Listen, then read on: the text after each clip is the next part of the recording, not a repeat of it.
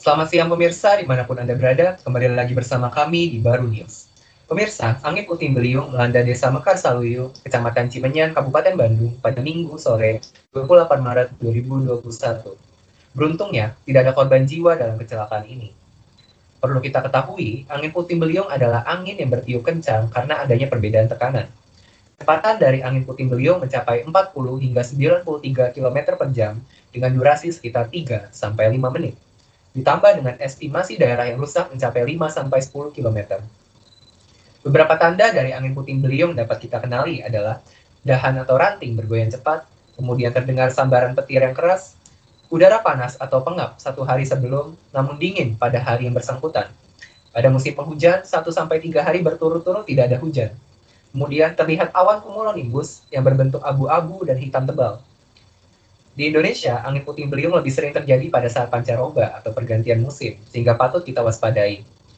Pencegahan untuk angin puting beliung juga belum maksimal karena hanya dapat terdeteksi 30 menit sebelum kejadian.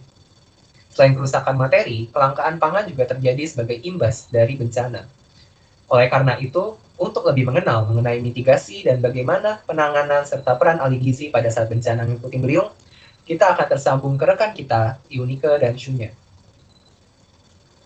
Ya, jadi mitigasi bencana yang perlu dilakukan untuk mengurangi risiko bencana puting beliung. Mitigasi sendiri mencakup semua langkah yang diambil untuk mengurangi skala bencana di masa mendatang, baik efek maupun kondisi rentan terhadap bahaya itu sendiri. Maka, mitigasi lebih difokuskan pada bahaya itu sendiri atau unsur-unsur yang mungkin terkena ancaman tersebut. Ada beberapa cara mitigasi yang direkomendasikan saat ini, yang dapat dilakukan oleh pemerintah maupun masyarakat atau gabungan keduanya. Oleh pemerintah antara lain, menyusun peta rawan bencana puting beliung berdasarkan data historis, sosialisasi mengenai puting beliung agar masyarakat memahami dan mengenal apa sih puting beliung itu, penempatan lokasi pembangunan fasilitas yang penting pada daerah yang terlindung dari serangan angin, pembuatan bangunan umum yang cukup luas yang dapat digunakan sebagai tempat penampungan sementara bagi orang maupun barang saat terjadinya angin puting beliung. Oleh masyarakat dapat melakukan pengamanan barang-barang di sekitar rumah sehingga tidak diterbangkan angin, membuat struktur bangunan rumah yang memenuhi syarat teknis untuk mampu bertahan terhadap gaya angin.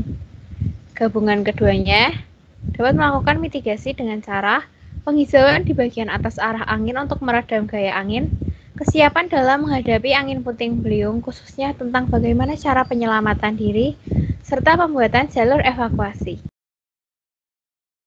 Baik pemirsa, setelah mendengar mitigasi bencana, ahli gizi juga memegang peranan penting pada saat bencana. Kami, ahli gizi, memiliki tujuan untuk meningkatkan, menjaga, dan mencegah memburuknya status gizi para penyintas bencana dengan cara memantau perkembangan status gizi para penyintas bencana.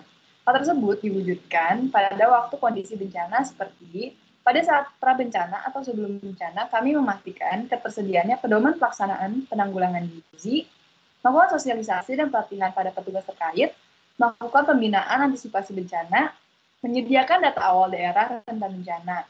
Kemudian pada saat keadaan darurat atau kerusakan parah, pada fase pertama, beberapa hal yang wajib dipastikan oleh seorang ahli gizi ialah tersedianya data sasaran hasil RHA atau Rapid Health Assessment, tersedianya standar ransum atau makanan di daerah bencana, dan tersedianya daftar menu makanan di daerah bencana.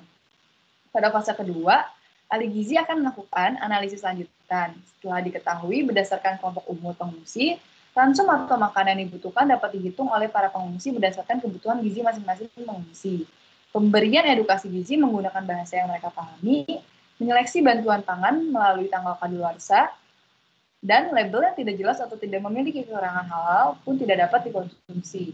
Kemudian kami melakukan penyediaan bantuan makanan dengan menyediakan makanan dalam waktu yang sesingkat mungkin melalui pembentukan penyelenggaraan dapur umum dan menyediakan bahan makanan yang mudah dibawa seperti mie instan, kerupuk, ikan kaleng, telur, dan beras.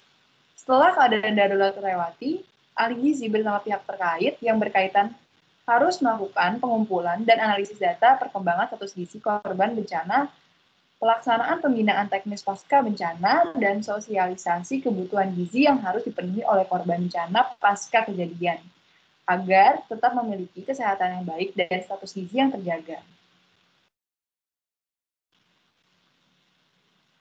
Demikian pemirsa, informasi yang dapat kami sampaikan mengenai angin puting beliung, mitigasi, dan pengolahan pangan pada saat keadaan darurat.